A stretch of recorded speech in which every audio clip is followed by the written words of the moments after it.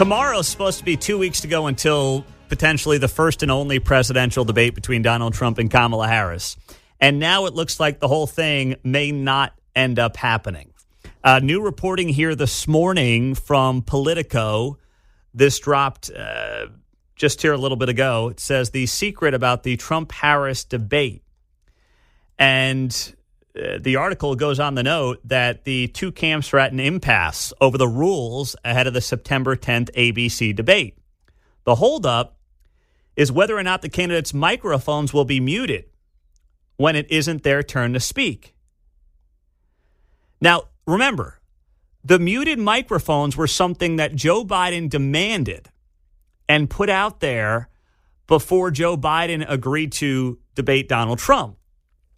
And Donald Trump came around to it and said, fine, that's good.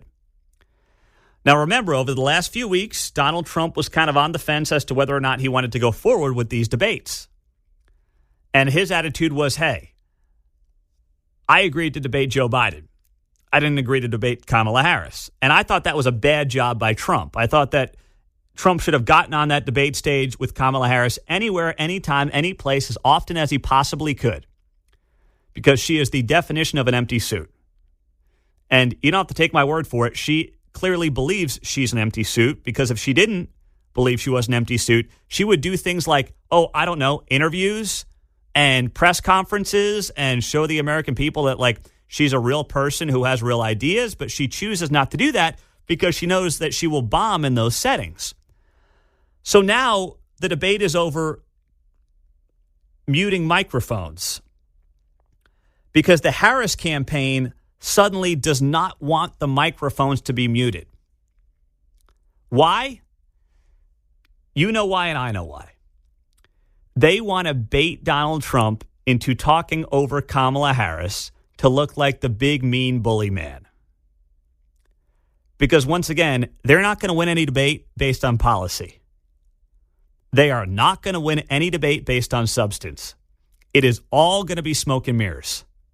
And they want Kamala to have that girl boss, tough chick moment like this one against Mike Pence back in 2020, the I'm speaking line. Well, let's get but Susan, this is important. Susan, I want to add, Mr. Vice President, I'm speaking. I'm speaking. I'm speaking. Yes, that's what they're going for. And then the media will fluff her up and they'll be, running headlines, Kamala to Trump, I'm speaking. They don't want muted mics. That's it. That's what this is about. That's where the impasse lies here. They suddenly realize it's better for them if Donald Trump does not have a muted mic. And by the way, they're right about that. I will say they're right about that. But they agreed to the rules. They set the terms. They wanted these rules. And now they're trying to change the rules that they set, John. Yeah, this blueprint was even done with Kevin Yoder and Sharice David in the debate. Yeah. Right? And the whole... I'm trying to talk. Yeah, there was some of that, too. A little bit there. Yeah, so, back in 2018. This blueprint is well established. Yeah, that's exactly what this is all about. It is about the perception of Donald Trump speaking over Kamala Harris that they would use to benefit them politically. Because, once again, it's not about any substance. It's not about any policy. All they can hope for is to win on style. And part of the style is standing up, air quotes, to the orange man bed when he tries to talk over her. And they know if Donald Trump's mic is muted, they can't get that moment.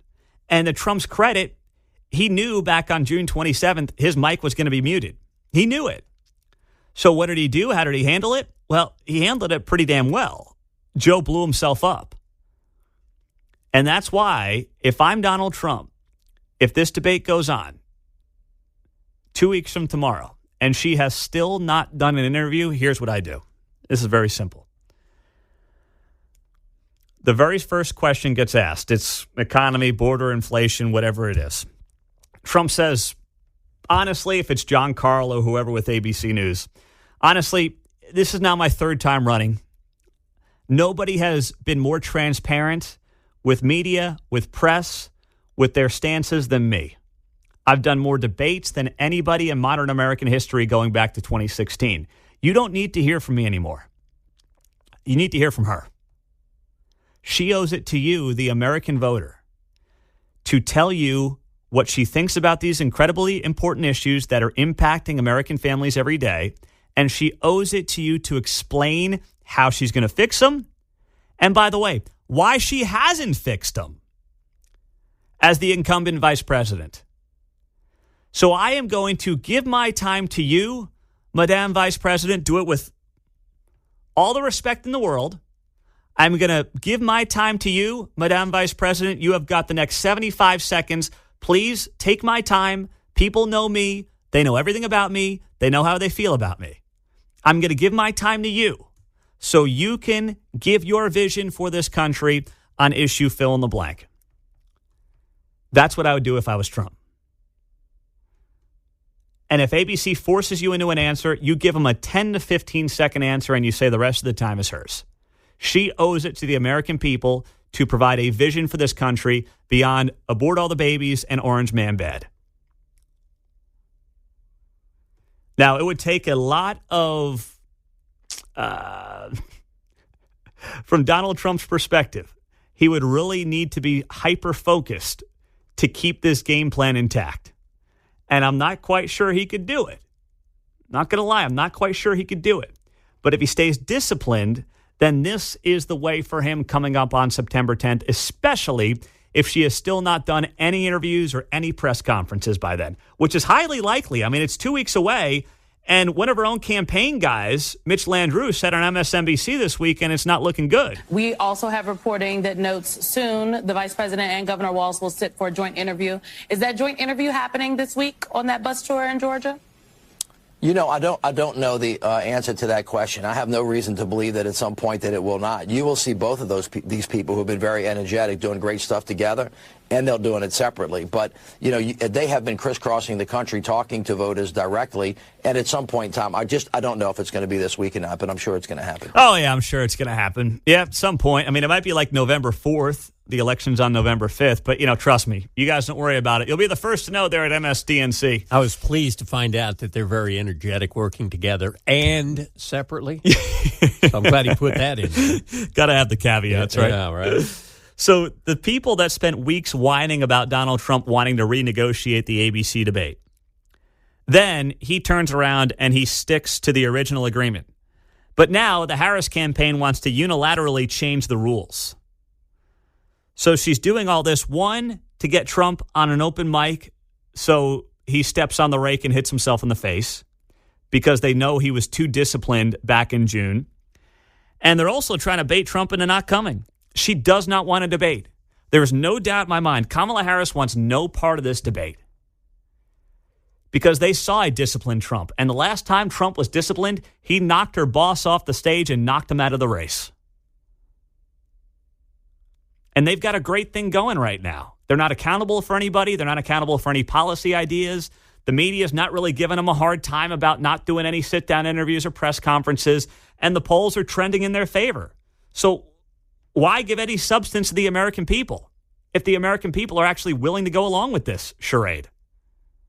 913-408-7957. That's the breaking news here in the last hour that the September 10th debate may not end up happening because of the issue around whether or not Trump's microphone is going to be hot the entire time. They don't want it hot, even though that was the original rules they agreed to.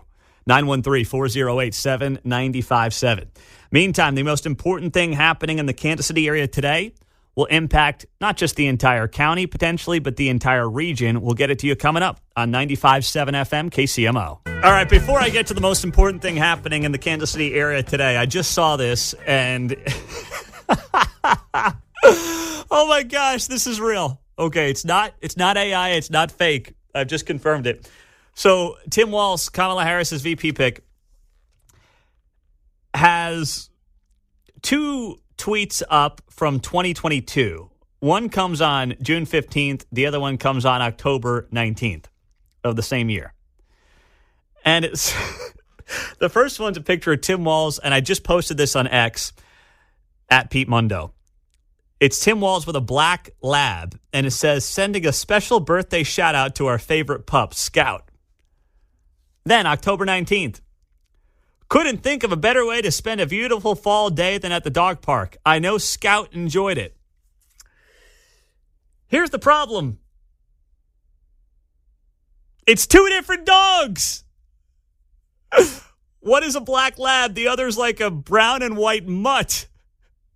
Now, I suppose the black Scout could have died, and before October, he got another dog, and he named him Scout in honor of Scout. Okay. At UGA, right? University of Georgia's got the Bulldog. What, around 13? Bevo at Oklahoma? Yes. We were on the It could Bulls? be Scout 1, Scout 2, Scout 2, Scout 3. Possibly. Or this guy's just a lunatic. I don't know the answer. I couldn't tell you. All I know is this is kind of weird. I haven't had a dog in a while. We have cats, but my friends who have had their dogs or cats pass away, they're not in a rush to get a new one. Yes. Right? In a few months. They kind of mourn the loss of the other one and decide then later what they want to do, whether they want to get one just like the one or something completely different. And I'll say this, too. I mean, I suppose the black lab Scout could have been hit by a car or something, but he doesn't look old. It's not like my dog Woody, who's a 12-year-old Havanese, who's got the grays coming in around his beard. This dog is like black as night, black as could be. No gray hairs, not a single gray. I'm kind of jealous looking at him. He's got no gray hairs. So now I don't know what happened to that Scout, but we have two different Scouts. People in the comments, where is Scout? Let Scout live. Free Scout. Free Black Scout. Dog. Free Scout. Some people zoomed in on the black Scout's face, and it's like quoting Scout, "Get me the hell out of here," because he does look kind of scared as Tim Walz is hugging his head. Ever wandered over to Christy Nome's place? We know what happened, right? Might have dropped him off by accident. The one thing that they've got bipartisan support on is animal torture. I guess Minnesota is a neighbor to North Dakota. That's right. That's right. South Dakota. South Dakota, too. Oh, both of them. Man. Well, someone's got to do a deep dive investigation into Scout. Scout 1, Scout 2, Scout 3, Scout 4. Oh, brother. Okay. So that's on my X at Pete Mundo if you want to see it there. Someone's got to dig into Scout and Scout's history. In the meantime, this is a little easier to dig into today. Big meeting that's taking place at Lenexa City Hall. And it ties into the low-barrier homeless shelter that is being proposed at the old La Quinta Inn and Suites off I-35 and 95th Street. Of course, we've been on this and trying to keep you up to speed on what exactly is going on with this proposal. So we know the county wants to buy the La Quinta Inn and Suites for $6 million, but they need the city to go along with it. They need the city to approve a special use permit for this.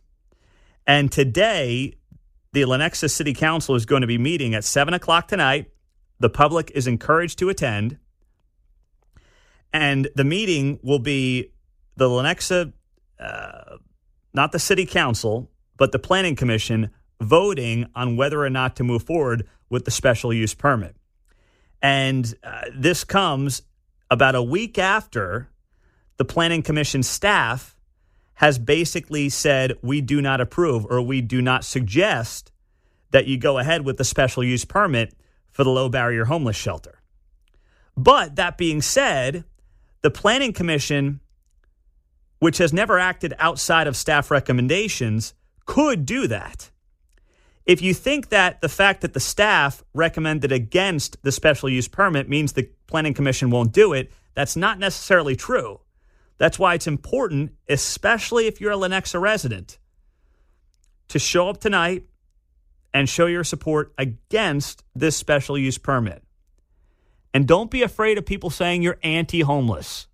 I know for the most part, many of you are not. I'm not against helping the homeless. I'm not against making sure they've got a roof over their heads. That's the right thing to do. But is it the right thing to do by using, first off, millions of dollars from the county taxpayer, millions of dollars from cities all over the county, because that's part of the deal.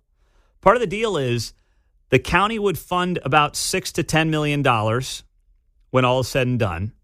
And then they want every municipality in Johnson County to kick in hundreds of thousands, millions, when all is said and done, dollars on an annual basis to fund a 50-room low-barrier shelter.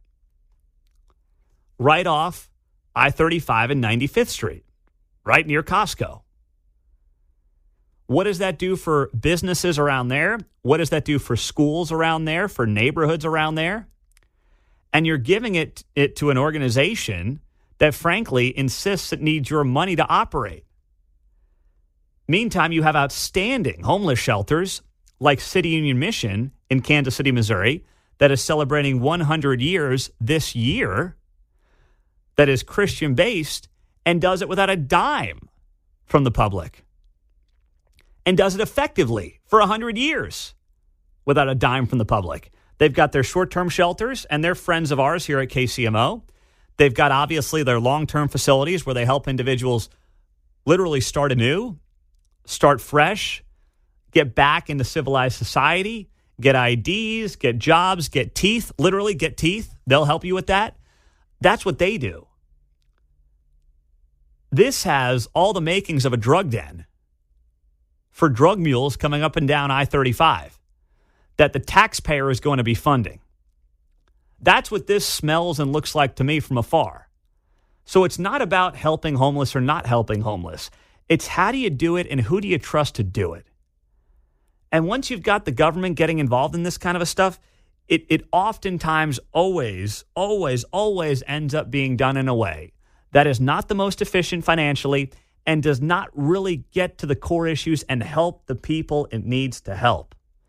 7 o'clock tonight, Lenexa City Hall, especially if you're a resident, you want to show up and show out.